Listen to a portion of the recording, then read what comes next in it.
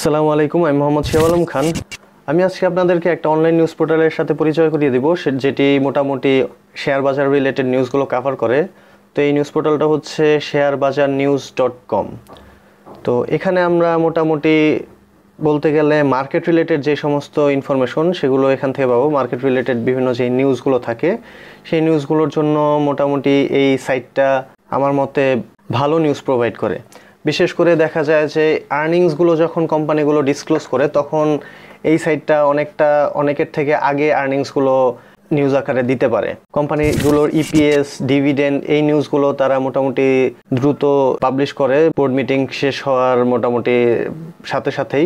In general দেখা যায় যে কোম্পানিগুলোর বোর্ড মিটিং হয় বিকালবেলা বা সন্ধ্যাবেলা 4টা, 5টা, 6টা বা এইরকম টাইমে। তো আমরা যদি ডিএসই ওয়েবসাইটের নিউজ দেখি, ডিএসই ওয়েবসাইটে দেখা যায় যে পরের দিন গিয়ে এই নিউজগুলো আসে যে কার কত ইপিএস হয়েছে বা কি ডিভিডেন্ড দিল। কিন্তু এই নিউজ পোর্টালগুলো দেখা যায় যে রাতের ভিতরেই নিউজগুলো দিয়ে দেয়।